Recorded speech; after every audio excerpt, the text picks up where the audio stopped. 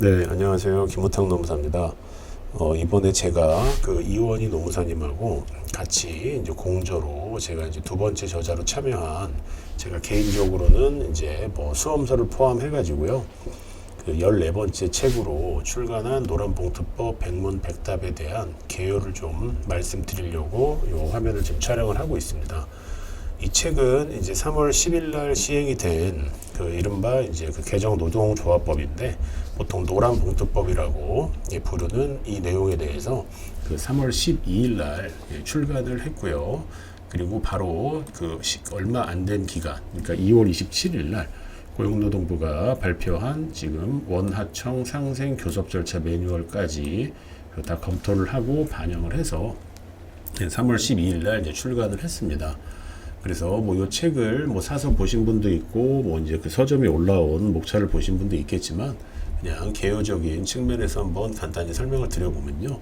일단은 이제 여러 가지 파트로 구성이 되어 있는데, 일단 파트 1에서는요, 이른바 이제 노조법 이해를 위한 노동법 해석 원리라고 그래서 그 상위규범 우선의 원칙, 유리조건 우선의 원칙, 유리조건 우선의 원칙의 예외하고 이러한 어떤 해석의 어떤 원칙들을 설명을 했고요.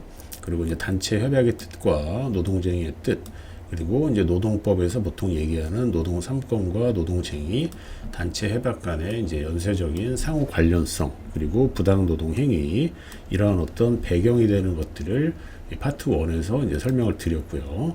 자, 그리고 그 다음에 이제 보시게 되면 파트 2에서는요, 파트 2에서는 지금 현재 노란봉투법이 개정이 된 큰 4가지 해가지고, 그 노조법 2조 4호의 노동조합 소극적 요건 삭제, 그리고 언론에서 많이 나온 사용자 개념의 확대, 그리고 노동쟁의 개념의 확대, 그리고 이제 원래 노란봉투법의 원래 효시인 손해배상 책임에 대해서 이제 어떻게 제한되는지에 대해서 4가지에 걸쳐서 이제 개요를 설명을 하고요.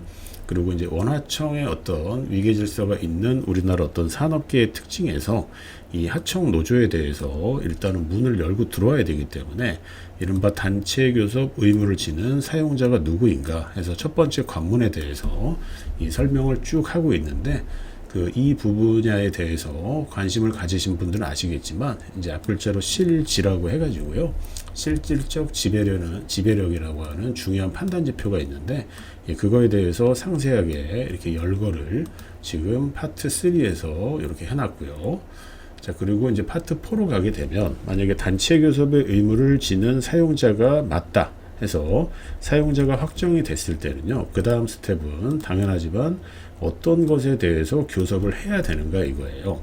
그럼 교섭의 범위는 이 하청이라고 해서 그 무제한적으로 이제 들어오는 상황은 아니다 보니까요. 이건 아니다 보니까 그 분야에 대해서 여러 가지, 예를 들어서 뭐 직고용하라는 교섭 의제를 요구할 수 있는지, 그 다음에 이제 관련된 어떤 판례 등 그쪽에서 어떤 교섭 의제를 기존에 인정을 했는지, 그리고 산업안전보건이나 중대재해처벌법 영역은 어떻게 교섭의 의제가 확정이 되는지에 대해서 설명을 드렸고, 자, 그러면 사용자가 누군지, 교섭 의제가 무엇인지 확정이 되게 되면 그 다음 스텝은 단체 교섭 절차가 어떻게 되는지가 그 다음에 이제 내용이 구성이 될 건데요.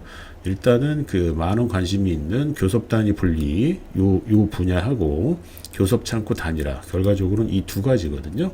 그래서 이런 것들에 대해서 뭐 일본의 사례도 포함을 해가지고요, 여러 가지 법에 개정된 내용들을 쭉 설명을 하고 있습니다. 자, 그러면 파트 5까지 끝났다 그렇게 하게 되면 교섭 분야는 다 이제 설명이 된 거고, 그 다음에 이제 보실 거는 노동쟁의라고 하는 이른바 스트라이크 파업과 관련된 노동쟁의 개념이 확대가 됐는데, 이것도 언론에서 나온 많은 이제 그 어떤 제목처럼요, 사업 경영상 결정인데, 이 수식어가 있죠. 근로조건에 영향을 미치는 사업 경영상 결정의 범위가 어떤 것인지 해서 다양한 구체적인 사례를 파트 6에서 이제 설명을 하고 있습니다.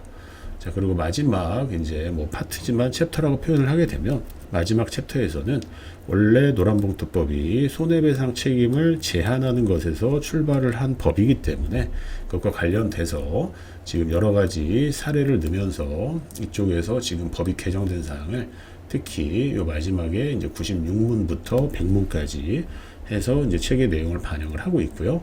그리고 2월 27일 날 노동부에서 배포한 교섭 절차 매뉴얼도 원문을 그대로 수록을 했습니다.